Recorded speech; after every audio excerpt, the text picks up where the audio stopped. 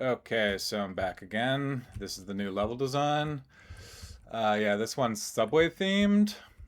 Yeah, it doesn't really resemble the original level 3 very much. This is the original level 3. You just have something like moving in a square with like a gap in it, and it's like going clockwise.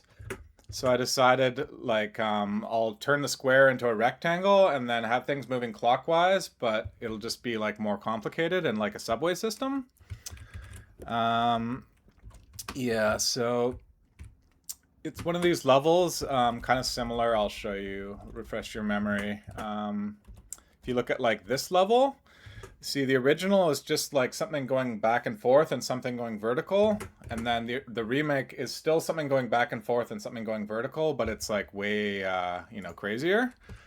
So yeah, that's the same kind of idea with level 3. But with level 3 it's even less resembling the original. But yeah, I thought it would be cool if since this is the smallest level in the game, if the crazy remake was really big. Yeah, but anyway, once in a while, I'm just gonna kind of do a remake that's like only vaguely resembling the original because it kind of gives me a chance to do like a fresh level design. But yeah, there's a whole bunch of stuff I want to explain about this one. But yeah, the most obvious stuff, it's subway themed. You have these doors that open and close like subways. You have this long checkpoint, which is supposed to be like a subway platform. It's kind of like there's like these yellow strips along the platform. It's supposed to be kind of like that. Then you have this like little gap between the platform and the train. It's supposed to be, similar to a gap that you would find on an actual subway. Then it like eases to a start and a stop, similar to a subway. You have these poles on the red train. Those are supposed to be like the poles that you would find on a subway that you can like hold on to not lose your balance. Although normally they don't do poles in the middle like this, but sometimes they do. Yeah, and then also these like coins are supposed to look like windows. If you were to look at like a subway train while it's going by, you would see like the windows going by. But yeah, and then the funny thing is these black things are supposed to be like rats crawling across the tracks. But it might not be totally clear that they're supposed to be like rats, but I think it's implied enough that some people will realize that. But yeah, I have a whole bunch of notes I'm gonna go through. But yeah, this level it took me like 2 weeks. It was similar to let me just go to it here. This level, this one also took like 2 weeks. These are the two levels that took the most amount of work, although this one took even more work than level 17. And yeah, this one I had to do some like more advanced programming. Not advanced, but I had to upgrade my animation system in order to handle doing this kind of thing. So the main thing that was missing before is there's a thing called a lookup table. And the lookup table is how you take a series of motions and you kind of compress them into one motion. But yeah, I'll just explain quickly what a lookup table is. But it's basically because you have to go straight along the top, you have to curve along the sides. So like each cycle around the track is cut up between like 8 different segments of motion. So with the lookup table, I take all the motions, I compress them into one, or like I flatten it into one animation, and then that allows me to apply ease to it.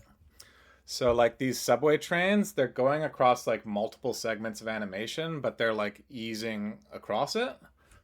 So that's like the main. I didn't really explain it that well, but that's the main upgrade. I can now do lookup tables. But yeah, here's an example of a lookup table. You see, the one on the right is what I had before. You have 4 segments of animation. So there's like moving to the right, down, left, and up. Before I could apply ease to each individual segment.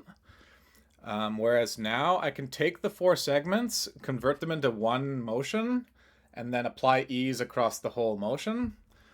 So you see like these 2 squares, they go to the top left, they start and end there at the same time, but they're just easing differently. the one on the left is easing with a lookup table, and then the one on the right is easing for each segment.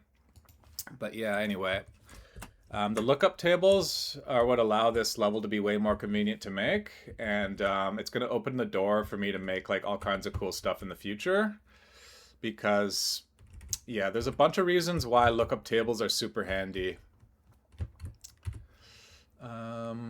And yeah, I also use lookup tables to interpolate coins now. So like for this path around the outside, I define a motion of like, you know, a straight line, a curve, a straight line, a curve.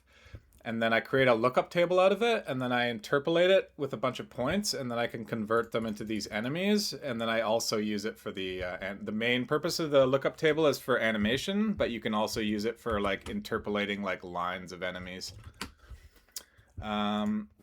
Yeah, anyway, the doors of the subway train,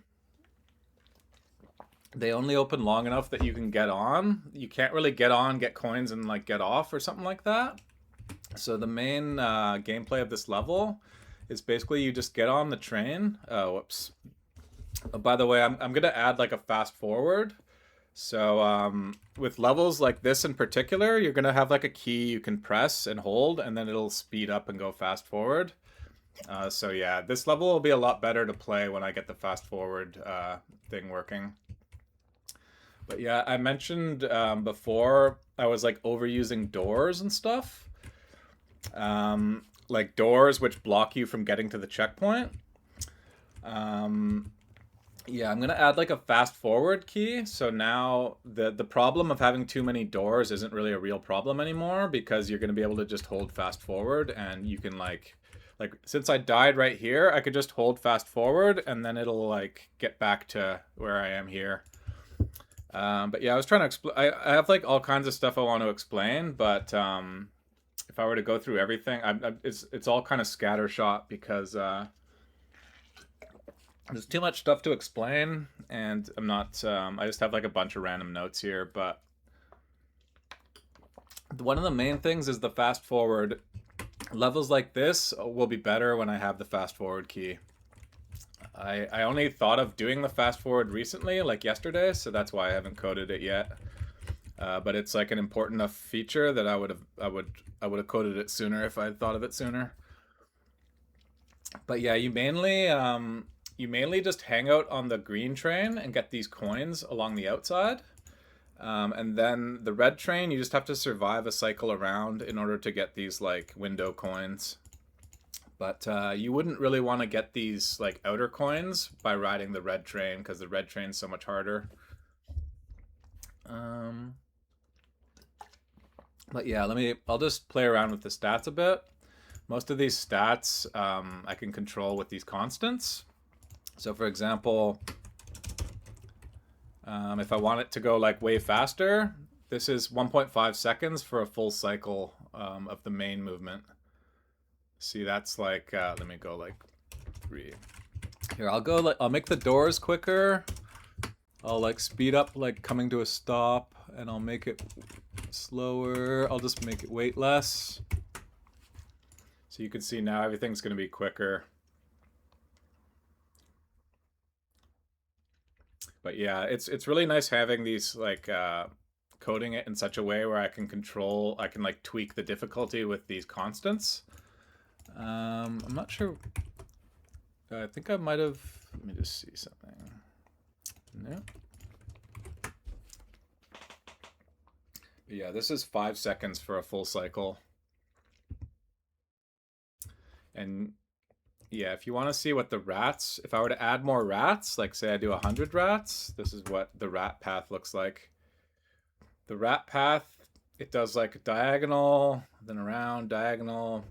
But yeah, it's kind of, I guess it's kind of, this stuff's kind of hard to explain. It just kind of is self-explanatory, but I was going to have some rats going along the track, like following the path that the subways were taking, but this main rat path is, if I do any other rats, it would be like there'd be like too much going on. It'd be too hard to tell what's happening. I could speed up the rats and add even more just for fun. Yeah, that's weird. But yeah, I guess there's not really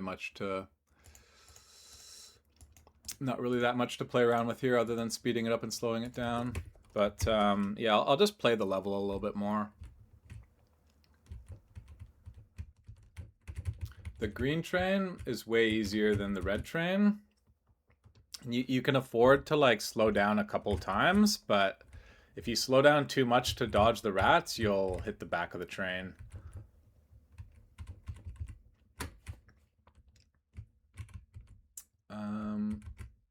Yeah, the idea is that you just like hang out on the green train a bunch of times in order to get like the outer coins, and then once you've practiced a bunch on the green train, then the red train, you should already have the outer coins, and you should just need to survive in order to get these ones. And this coin right at the front, you can kind of like pop in and get it and pop out the door really quickly if it's at this, if it's here. And yeah, I forgot to mention there's like 4 stops on the subway. There's top left, right, bottom left, and each time the door is open and close, it'll do a full cycle and then go to the next stop. But yeah, anyway, I could tell I didn't I just woke up in the morning and I'm just kind of like scattershot explaining everything, so I can tell I'm not really explaining it that well. But let me just go through my notes real quick. Oh yeah, just for fun, I'll show you what it looks like without the curved sides. This is what it looked like before I added the curve on the side of the train. See, it used to be like a straight line, but the curve works a lot better because it gives you like a little pocket to hide in. I'll also show you, actually, you can protrude out a certain percent around the track. I could go to 10% protruding just for fun. See now, here, I'll add more enemies too. I'll say 10% protruding on the sides and 25 enemies on each side. See, now the trains look really weird. But yeah, it's kind of cool how I can control it and tweak it with code. Because back when I used to make level designs with Flash, you couldn't do that. Or I can have like a really small side of the train where it doesn't bend much at all.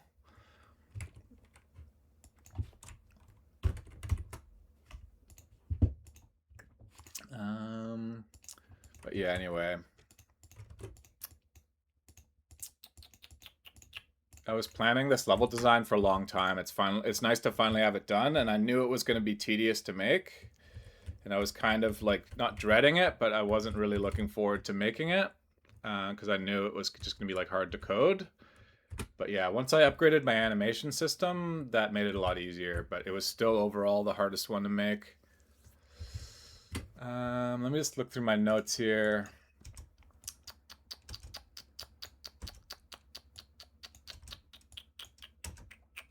The blue dots kind of look like subway tracks, although I guess that's obvious. But yeah, this one is the least recognizable from old to new, but I think it's kind of cool to have some that are barely recognizable. And yeah, the fact that the trains aren't moving platforms, like if I had like, you know, the features from World's Hardest Game 4, it would kind of make more sense to have when you stand on the train that it moves for you. But it's kind of cool how it's just like a subway theme, but it's not actually like functioning like an actual subway, because otherwise, you know, it would carry you around. But yeah, I kind of like how you have to run along it. It just creates like a cool dynamic.